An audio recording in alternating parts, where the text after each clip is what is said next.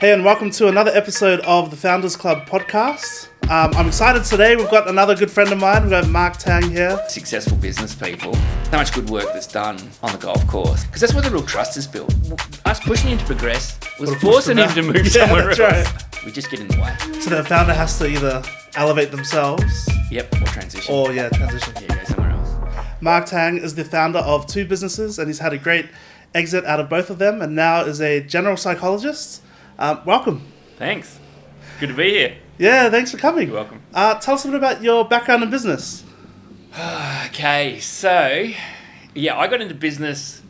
I was really fortunate. As a young fella, I decided that I wanted to study business. I didn't actually finish that degree. I did a lot of subjects in business. But I sort of found myself working in a really exciting business, originally called CleanMate. And it's a business that still exists today, but they had some troubles, and the founders of that business ended up going to jail. And, oh, wow. Yeah, so, but it was a great business, and it was a great story, because they both, one of the founders started as a washing machine repairman, and I think he partnered with the others, and then he had a parts business, and then they started this appliance import business. So I worked with them when I was in my early 20s, and it was a go-ahead business. It was growing in leaps and bounds, and I learned a lot about business and about sales, and that's why I sort of dropped out of university, because I was working in this business. And then my father-in-law had a midlife crisis. He'd worked for two big computer firms, IBM and Fujitsu. Oh, wow, yeah. And so he was like a corporate guy, managing, huge sales and a sales department, international companies. And he was living on the northern beaches in Sydney. And he had a midlife crisis and decided he wanted to be in his own business. Yeah. So we got married in 93 and in January. And in March, he moved to Queensland to start this little business that was called Suncoast Enclosures.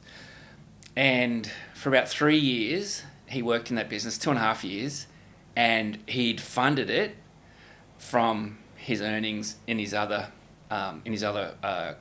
role or career. And he wasn't making any money. He wasn't making any sales, and he was living off his savings. Oh, wow. And at a time in his life when he and his wife should have been just taking it easy, getting ready for retirement, he started this venture and was sinking their life savings into it. Yeah.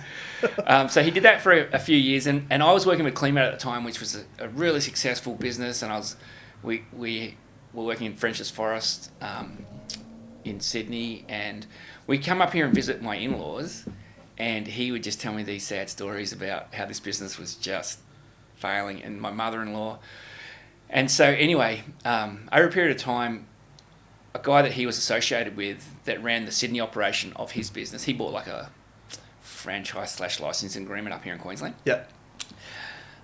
He'd come to meet with me several times going, your father-in-law, Jim, he really needs your help. You need to go work with him. Yeah. And at the time I was in sales, and I was doing okay at it. Yeah, so at CleanMate I'd started internal sales. I'd gone out onto the road as a rep.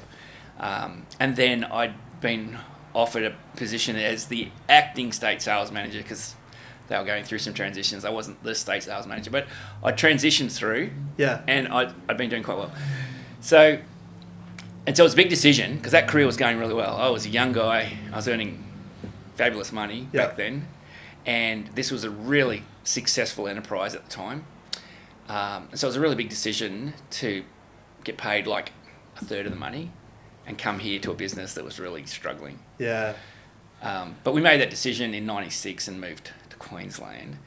And I kind of learned that business and worked with my father-in-law, and we built it up from nothing to a few $1 million a year.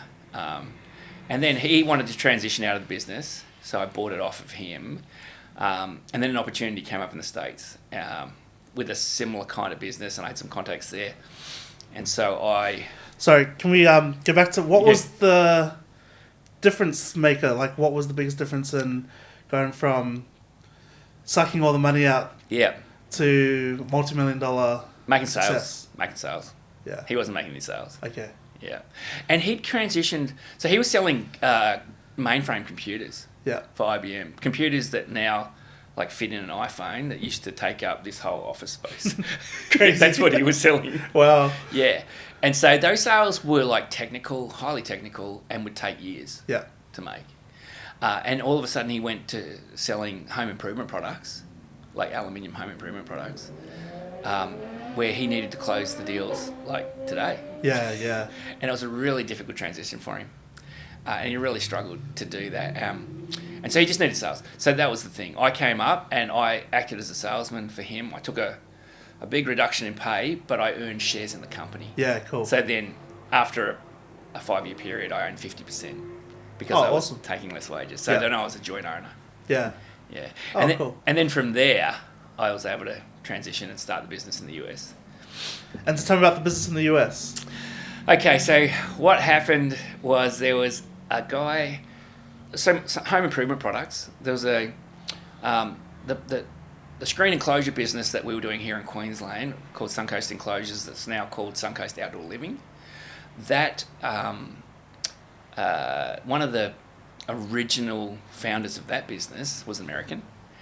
And he'd moved back to the US and founded another company called Equinox Louvedours. And he had been going around the States opening up these businesses. And he said to me, look, no one's in South Texas. If you want it, you can go there and start. There was nothing there. So we started from scratch. No inventory, no customers, no business, no anything. Zero. So then I had to get a visa, which I got an E2 treaty trader, which was that process, which no one thought I was going to get, including my wife. Okay. And that's another story. Yeah. But I was so excited when I got it, and she was so disappointed because she didn't actually think She didn't want to go. She was very supportive, Eve, but she just thought it was a dream. Yeah. Because there's a lot of hoops to jump through. Oh, of it was course. a 6-month process. It was quite expensive. Wow. And she supported me. Like, I had to invest. Part of that visa was I had to invest a certain level of capital in the US before they consider my visa. Right. So I'd been going back and forth, buying vehicles, Yeah. setting up a lease and, on a warehouse, blah, blah, blah. Buying forklifts, that sort of That's stuff. right. Yep. So anyway, and it came through. So I had to go to the American Embassy. My wife and I, we had to be interviewed. And they gave us our visa. Funny story. You go to the American Embassy in Sydney, and because some of the embassies around the world have been bombed, security's next level. Yeah. So there's like bank vault doors, and you got to give up your phones and go through scanner after scanner. And then I've prepared this like loose leaf folder of this application that's like hundreds of pages. And we get there, and there's this like glass wall and like bulletproof glass, and there's this little gap about this big. Oh, and they're like trying to... And I'm like, how's this going to work? Yeah. And I thought we'd have like a room like this, and we'd have sit down and have an interview, and he'd ask me lots of questions, look at my application. He's like, no, just slip it under. So I had to pull it all out, slip it under like 20 pages at a time. So it's kind of like a bank teller. He's on the other bank side teller. of the... Yeah. And there's like screen. Security everywhere. Wow. What year was this? 2009. Yeah. Just after the GFC. Yeah, okay. Yeah. So, we go down, we go through that process, and he looks at it for it took me 6 months to put this thing together, and I used an immigration attorney to help me, so it was a big investment. A lot of money and time. And he looked at it for less than 5 minutes, flipped through it, and goes, yeah, looks in good shape, Mr. Tang, you're good to go, give me your passports. So I hand over 6 passports, and I look at him and I say, can I get a receipt for that? He looks back at me and goes, we're the US government. We don't give receipts. I'm like, righto, you'll get them back in the mail in 2 weeks. Sure enough, they came back in the mail in 2 weeks with a little bit of paper in them, and we're off to the races. And then how did you grow that business? Yeah, so again, just the same old story. Start small, do everything. And I left my business, so the business Suncoast Enclosures, that's now Suncoast Outdoor Living, I put a GM in place here and left to go over there. But like a lot of small businesses, I've heard lots of people talk about this, but including some of your guests. Often it's just a job. It's not a business. It's just a job. And so I thought, is this thing going to work without me, or is it going to work with me? So I got this GM that had a lot of experience, again, in a bigger business, not a small business. Yeah. So used to having lots of people to do a lot of things, not used to wearing lots of hats. Yeah, okay. So really struggled. Really good guy, really smart guy, astute businessman. But running a medium-sized company to a large business is different than running a small business. So what did you do? Well, I went and got started. So I did everything over that side, like where to go home, like, you know, marketing, advertising, all that sort of stuff, make sales. And I went over that year before I transitioned and moved my family over. I'd made a bunch of sales. So I had a heap in the pipeline. Yeah. So then we could build those. That created cash flow, and then we kind of went from there and just leveled it up. Anyway, but the business here really struggled. And I had some satisfaction in that because my ego was like, oh, they can't do it without me. Yeah. Even though I was losing a lot of money. Yeah. I was like, yeah, they need me. But I just had the wrong people in the wrong seats. Yeah. And so that didn't work, and that was very stressful and costly and painful for me and for the GM. And he eventually got an offer, which was a great offer, and he felt so bad because we were friends as well. Oh, yeah. So then it gets tricky. Yeah. Because he was really loyal. Yeah. But he was like just struggling. And I knew he was struggling. So we didn't want to have the difficult conversations. That's right. So we put him off. And he was like doing things. And I guess when that opportunity came, it was a win-win kind of. It was. It was really hard, but it was a win-win. So he got this opportunity and I got an opportunity to transition. I thought it was... And again, I had mixed emotions. I was thinking, man, what are we going to do now? Yeah. I put all my eggs in that basket and they were failing. But it was really, in hindsight, it was the best thing. And the guys that actually took over from him, we sort of split the role. And there were two guys that had been working in the business. They stepped up. If they didn't have the experience of having him in there before I left, they weren't ready to take over when I left. Yeah. But because they'd been seeing it fail for like a year and a half, they were ready to step up because they thought, we can do this. We can do this better than he's doing it, because he was really struggling. Yeah. And the reality was they could. And so I put them in place, and then I created a business back here that was making me more money without me than it was with me. That's awesome. That was crazy. But it how was that for your ego? Hurt my ego a bit too, though. I'm like, they don't need me. Often we think as founders and as people that start these businesses and own these businesses and run these businesses, they won't work without us. Yeah. But often we are the roadblock. It's us. Yeah. And so what did you do? Did you eventually sell that business? Yes. Yep. So the guys, the guys that bought it off me were the two guys that took over, and they couldn't afford to buy the business because they'd just been employees prior to becoming directors. Yeah. So I offered them vendor finance. So that enabled me to get a trailing income so that I could stop work, and I retrained. That's when I became a psych. So what were the details of the vendor finance? Like, what was the percentage that you were taking? And yeah.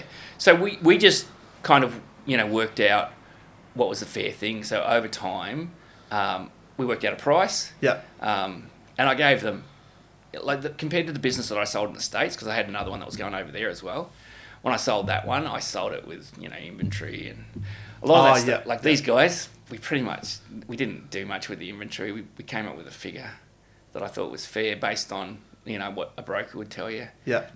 3 times EBIT or whatever. Yeah. And then they just paid it off over a period of time. So that enabled me to not work for nearly 7 years. That's awesome. Yeah. But, Is it... I guess, tell us about your second exit. Yeah, so the one in the States, that exit was... the catalyst for that was my children moving back to Australia. So I have 4 boys, and the oldest 2 are 2 years apart. So one graduated high school, straight away came back home. Yeah. The second one, 2 years later, graduated high school, straight away came back home. My wife's like, Mark, we're not staying in America, because she didn't want to split the family up. Yeah. I'm like, oh, okay. And I'd sold everything. So I had a factory in Yatala that I'd sold, a property in Ormo that I'd sold. Oh, so I would transition. To be long-term in the States. Even though my wife and I, we were negotiating over that, in my mind, I was there. Yeah. But when the 2 boys came home, I'm like, Oh, I didn't plan for that. The boys decided for you. The boys decided for me. They sure did. And so what was the process of selling that business? So that business, I just got a broker. I got a broker in, and they found some buyers, and we negotiated. Same thing. Sold it. Had signed a non-compete, and then agreed to help them over a 3-year period. So I had a trip back to the States every year for 3 years to sort of help out and help the new owners, and then it was all them. They paid me 80% up front and with a 20% trail. That was going to be my question. Was there a difference in getting your residual little bit on your first business versus the 80% up front hitting your account? Yeah, big difference. And I should have got a financial planner straight up when the 80% hit the account, and I didn't. Okay. So you had a little bit of fun? Yeah. Yeah, we bought a caravan and travelled around America for 8 months and went cool. Through a bunch of states and saw a heap of stuff. That's exciting. Tried the homeschooling thing. How long is that sale process with the broker? In the States, I was probably 6 to 8 months, really, negotiating, finding the right buyers. Yeah. They wanted to come work in the business, check it out. I had to sign non-disclosures to get all the info. I guess you find your broker, and then there's a time where they go and try and put your business out on the market. Yeah. And then you got lots of potential. How long was it on the market, and then how long was it till you had the one buyer that's like, yep, we're in, and then what was their investigation process? Yeah, that probably took them 6 months to make a decision. They got involved a couple of months in. They found pretty early. Was it private equity or business? It was just three couples really that okay, cool. got together and decided that they had some money to invest. Yeah. And they decided they wanted to invest in this business, and that one of them was going to run it. Yeah. That's cool. Yeah. What's the most important factors when selling a business? That you've got something to sell, that it's not just a job. So, you've got systems in place that are sort of runs without you. Yeah. And that's the hard thing with small business. That transition, that step up, it's massive. Yeah. Yeah. And there's heaps of risk associated with it. Because people can lose everything. And a lot of people do. Is there a target of... Are there certain numbers that you should be looking for in terms of profit percentage or... what should your books look like? Yeah, that's a good question. Again, I think it might depend on the industry. There's kind of industry standards for that stuff. Yeah. In each industry, there's kind of a baseline, I guess, or a benchmark.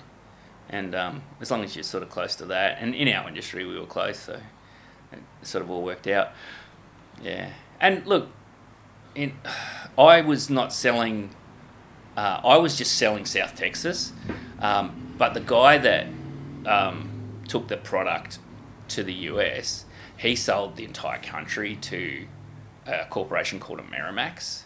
So that was a big sale. I'm sure. He got some, he got big 7-figure sales. Mine wasn't that big. But it was enough to live off while I wanted to do what I needed to do and have a bit of fun in the process.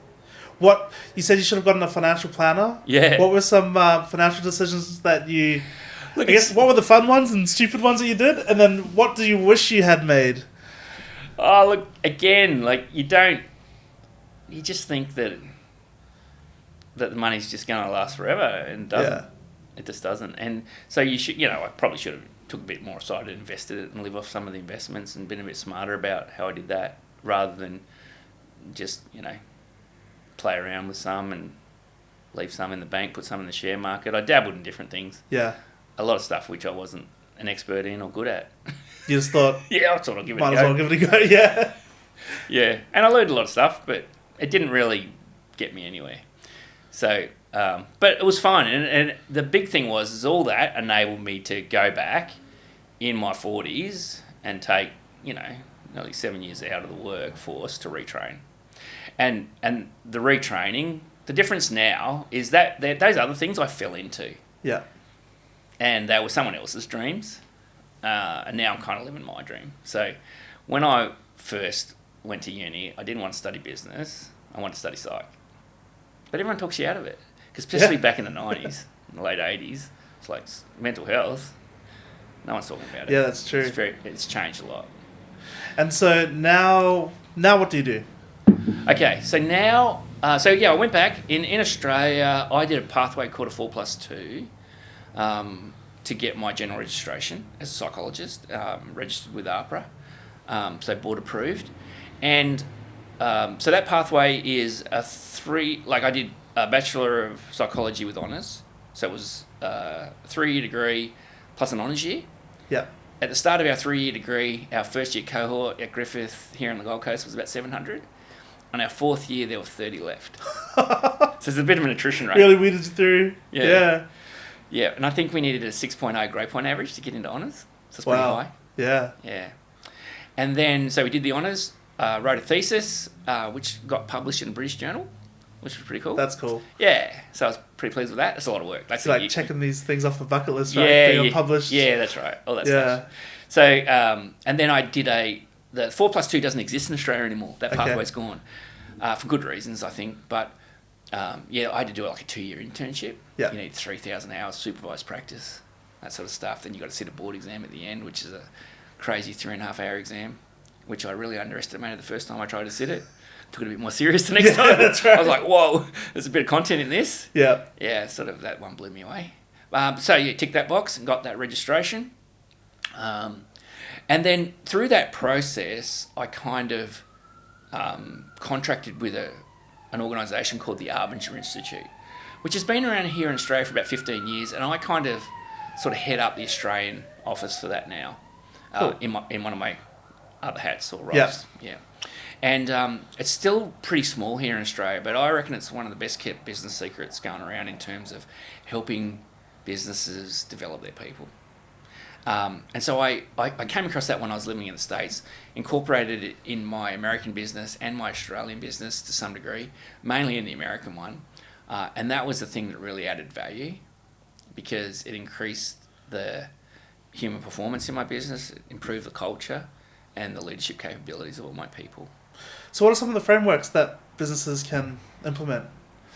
Yeah, that's a good one. So I think what's really important for a lot of business owners and businesses, depending on the size. So now, the sort of sweet spot of the businesses that I'm working with at the moment are probably between 100 staff and 500 staff. We've got some with more than that. Pretty sizable businesses. Yeah. I know there's others that are thousands, yeah, right? Tens of thousands. That's some right. of them. So, but that's probably the sweet spot, and most of them are privately owned companies at the moment. So they might be turning over somewhere between 50 to 300 million dollars a year, and a lot of those businesses, they've got all kinds of challenges, which are normal, just part of the market forces and different other things that are going on with them. So I think the first thing is to do a decent analysis. And one thing that people don't understand about psychologists, they think and there's lots of different types of psychologists. So like there's health, there's ed and dev, there's sports, there's clinical. Yeah. And so, and there's, organisational. And, but it's all to do with helping people be better versions of themselves, really. That's what it's about. And whether they're playing a sport or working in a business. Yeah. And yourself, like some days you show up and you're not feeling it. You're not feeling it, yeah. You're not feeling it. So, and so if you've got a bunch of people that are doing that in a decent sized organisation, they can do that for long periods of time. Yeah. Just go through the motions. Yeah. And no one really manages it. So there's a cultural component to that. And then there's always a leadership component, and then there's like a performance component. And so they're the kind of knobs and levers that I play with when I look at those businesses now, and I do a complete analysis. So it's like, it's like breaking your arm. Yeah. Going to hospital, but they put the plaster on your leg. It's not very helpful. Yeah, that's right. Because your arm's the one that hurts. Yeah. So often businesses get consultants in, but the analysis isn't right. They haven't diagnosed the issues. Yeah. So diagnosing the issue and going to work on it, super important. So what's your process on diagnosing the issue? Are you in a business for like weeks just observing and interviewing different people every day? Exactly. Observation, interview, and psychometrics. So that's what psychs work on. Yeah. So psychometrics are self-report tests where people can give you a lot of information in a short period of time, and then you can analyze what they're telling you, and you'll see trends. And how do businesses react when you like meet with the leadership team and you're like, these are the reports and Yeah, it's good. Yeah, good. Sometimes it depends. Really, it depends on the pain levels, Steve. yeah, that's right. If the pain levels are really high, often they're desperate and they'll respond really well, Yeah. and they're prepared and they're really open because they might be like sucking wind hard, like really cash flow is an issue, retention is an issue. There's all sorts of things going on, so they're quite open to it. Often, as you've probably gleaned from a lot of your interviews, a lot of it comes back to the founders and the leaders. Mm. And a lot of them can't see it. But again, like in my other business, I was the roadblock. When I got out of the way, it actually went better. Yeah. Because they were more into it than I was. I sort of took it over. They were really passionate about it. Yeah. I was just like there doing what I do. And yeah, they say that the founder, like once someone exceeds that level of excitement, skill, whatever it is, beyond the founder, then they don't want to hang around for too much longer. Right. That's a good point. Because the founder's that roadblock, like you said. Yeah, they are. We just get in the way. So the founder has to either elevate themselves. Yep, or transition. Transition. Yeah, go somewhere else. Yeah, so absolutely. So, and again, sometimes it's well received if there's high pain. Yeah. If there's not high pain, there's just a little bit of pain. And I sort of hold the mirror up. They're like, yeah, thanks, Mark. But see you later. Which is fine. That's cool. They're not quite ready for it. Yeah. And then I guess they'll come back when the pain exacerbates, right? Yeah, and sometimes it will and it won't. Like sometimes that's fine. I call it normalised dysfunction. Yeah. They're aware of it and they're just happy with that. It could be way better, but they're just happy where it's at. Cool. What are some success stories? Oh, there's a lot. So I'm working at the moment in mining. I'm working in aviation services. We're doing a bunch in the public service, fertility clinics, all kinds of stuff. A lot of that's all high pressure. Oh, right? High pressure and highly high technical. Risk and, high technical. So wherever this big ego goes, sometimes people just can't be the best versions of themselves. And they get to the top of the tree because of their education or their wealth, their resources. But often they don't recognise the impact that they have on the people around them. And so in those highly technical industries, they're really good at certain tasks, really like with the products or whatever they're good at. Often there's gaps in how they manage their systems, their people, and a lot of it's behavioural, but it goes below that behavioural component too, because your mindset drives your behaviour, which drives your results. And if your mindset's not good, and often with people that are highly successful, they think their mindset's good, but they don't see the gradual slip. Yeah. They might have been good at certain parts of their journey, because we're kind of mixed mindset people. We're good and bad, or that's right. Yeah. So again, so what's some tricks and ways to get that mindset constantly improving instead of slipping? It's good point. Great question. It's really it's like any skill. It's practice. Yeah.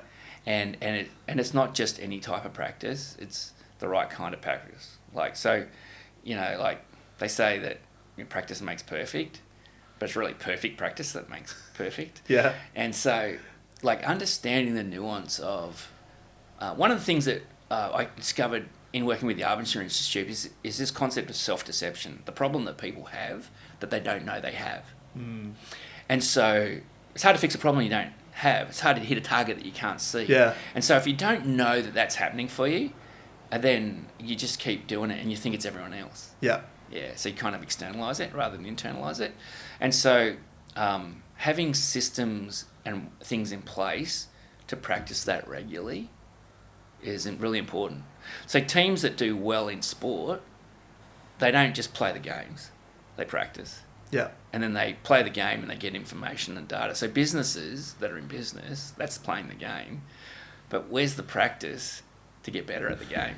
And with sport, one thing that I noticed is that the winning teams always win.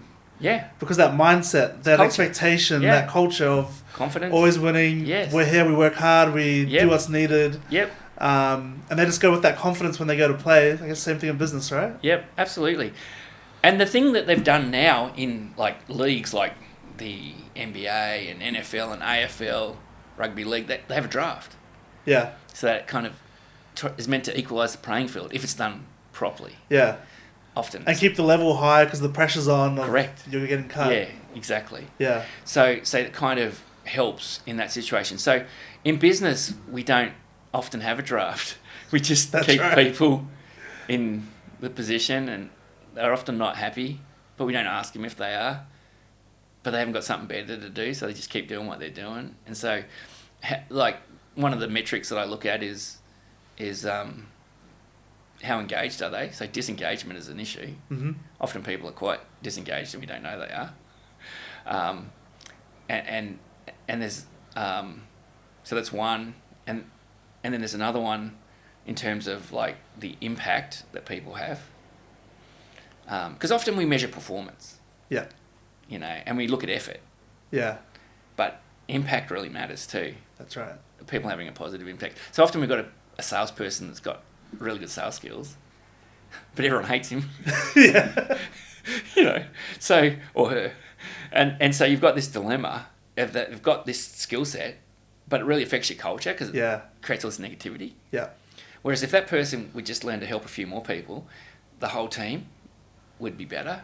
You know, it's like the tide. When the tide comes in, all the boats rise. Yes. Yeah. So do, you know, like your work retreats and those kind of team building activities. Yep. Those all help. Oh, absolutely. They're essential, because that's when a lot of the real work's done. Yeah. Yeah. Yeah. So a lot of good, successful business people, you know, you've got the 9 to 5 work that you've got to do, but there's so much good work that's done on the golf course or out to dinner, because that's where the real trust is built.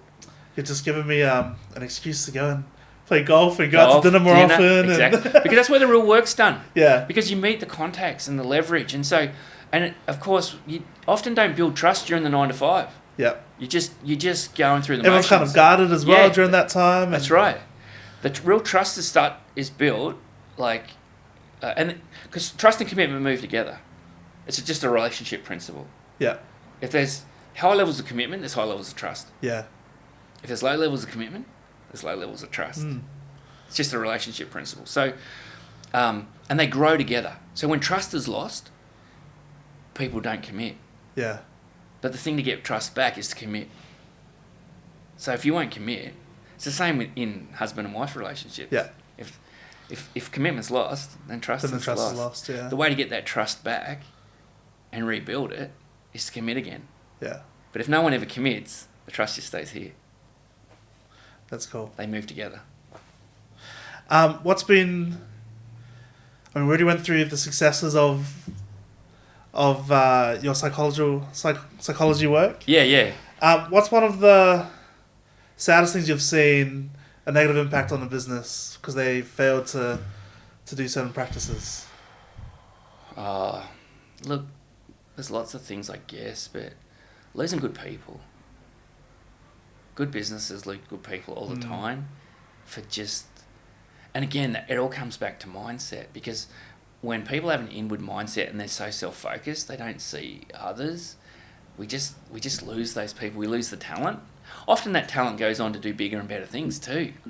Yeah. When you know, CleanMade had this high turnover of people. They didn't value their people. They they were great at finding talent, and there was an excess of talent back then in the mid-90s, and so the talent would show up, and I'd see it all the time. They'd have these great people who were great managers, and I loved working with them, and then they didn't keep one of the bosses happy, and they'd be out, and just they didn't value people. People aren't commodities. Yeah. Yeah. So probably the saddest thing that I see is the way people treat each other, and it doesn't have to be that way. You can, and treating. When I say that, often people think that you have to be soft all the time, and you have to be like compliant, but it's not. Like, think about some of the best mentors that you've had in your life. They weren't always soft with you. Yeah. Sometimes they told you things that no one else was going to tell you. Right. It's like that friend. You've got a group of friends, and you're out at dinner, and maybe you've got something going on with your nose, or you haven't done up your fly, and no one in the group tells you. Yeah. And you've got that one friend that'll say, "Hey, Eve," and you'll be like, "Oh, thanks." You know what I mean? So sometimes And the reason everyone else doesn't tell you is they're just too embarrassed. They just don't have enough courage to tell you. So, and that's another principle that often that I teach a lot in business now, is this concept of compassion. People think, they misunderstand compassion and what it is. Compassion is helping someone in distress, sure, but there's two components of compassion. And so there's the wisdom to show that compassion and being able to have the resource, but you also need courage. So the two components that make up compassion is wisdom and courage, and the limiting factor is always time. So do we have time? And so one of the things that we don't do enough is we don't spend enough time finding out what's going on with our people. And then all of a sudden someone leaves and we're like shocked. What happened? That's right. Why'd they leave? But it's been something festering for a long time. Yeah, and we just haven't taken the time to find out or get to those lower levels.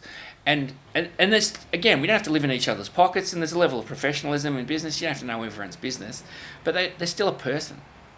So what should we do? Like, what should business owners do? Like, have scheduled regular catch-ups with everyone individually, or? Well, look, all those things help. And again, it's different things work for different businesses and different teams and different personalities. Yeah. So different founders and different business owners have different strengths.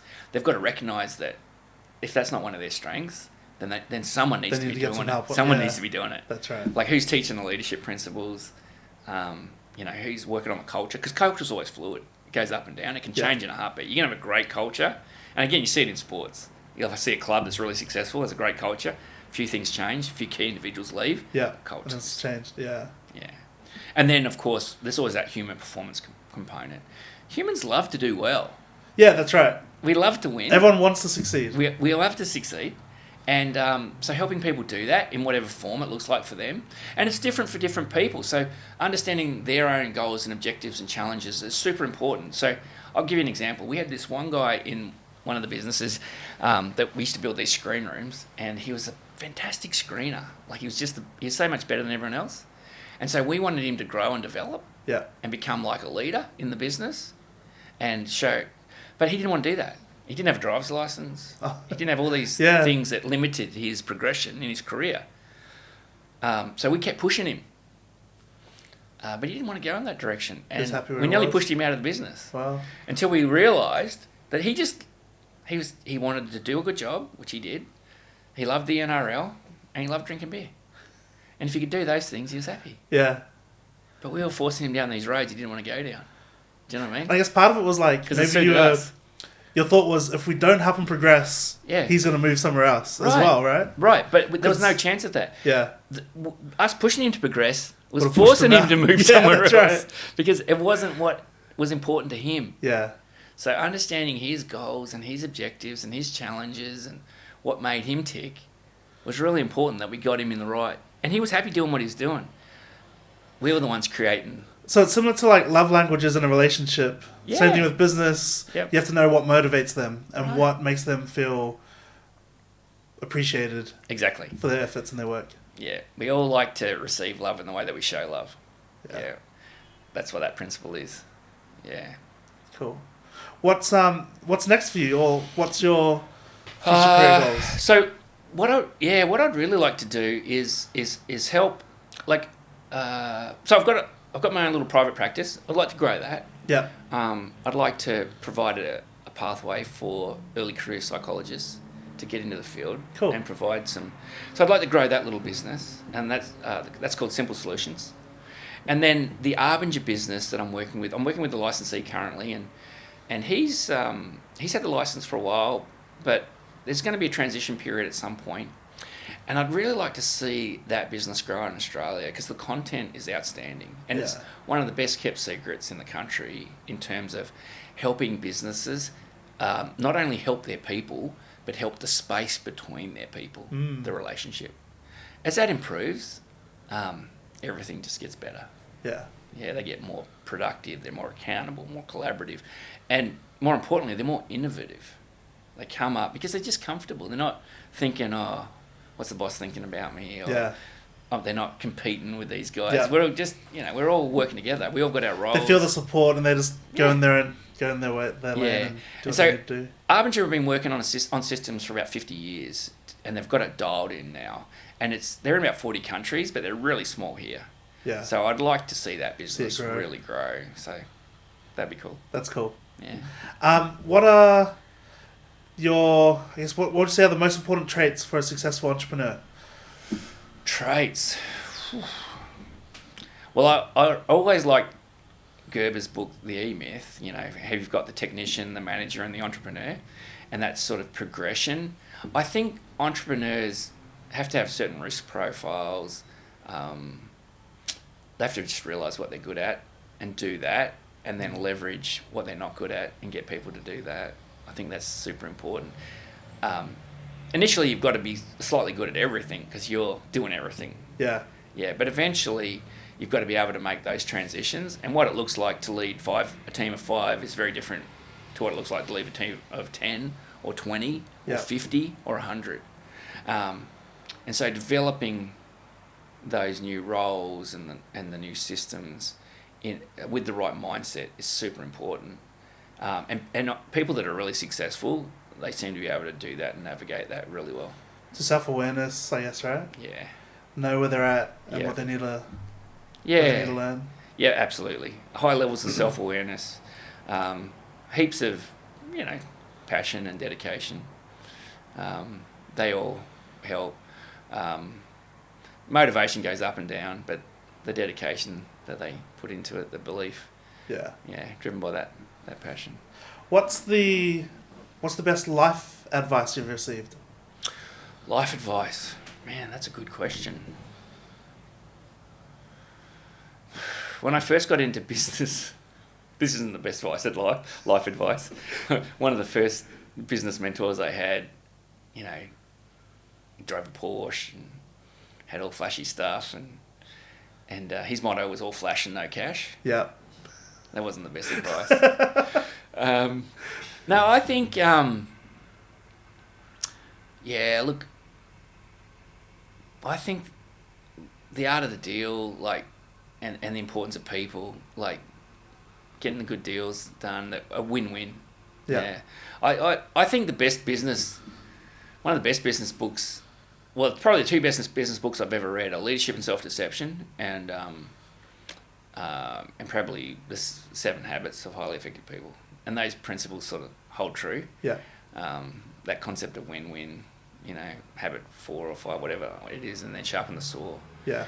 And then just understanding, you don't know what you don't know. That's probably the biggest. And when you know better, you do better. Yeah. That's probably the 2 bits of advice. Because often, and stay teachable, stay humble, because the more we move up the tree, the more tendency we've got to think that we know it all. That we've made it. And but there's still so much more to know. And there's a lot of research now showing, around the limbic system, and because we take these fantastic images of people's brains, and continuing education is a super important thing, especially in the world that we live in. Yeah. Tech and things moving so fast. So trying to continue to learn these systems, what it's shown in the adult humans that do that, the amygdala in the limbic system stays at a reasonable size, because that's the the thing that emotion control. That's the thing that triggers, that sends us off.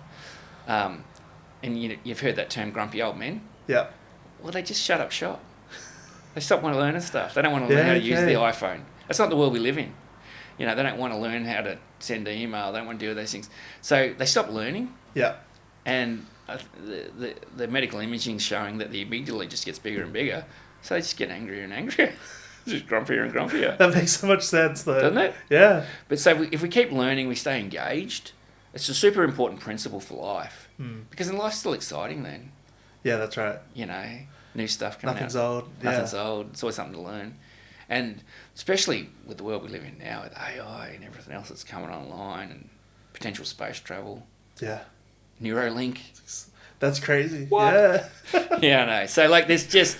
And people are just like, nah, it's gone too far, I don't want to know. But look, whether you know or not, it's happening. Yeah. Progression's inevitable. Yeah. So get on board and just dip your toe in, see what you can learn. Well, I've learnt a lot. I've learnt a lot today. Awesome. Thanks, Mark. You're welcome. I think that's the end of our podcast. Okay. Thanks for having me in. No worries. That's fun.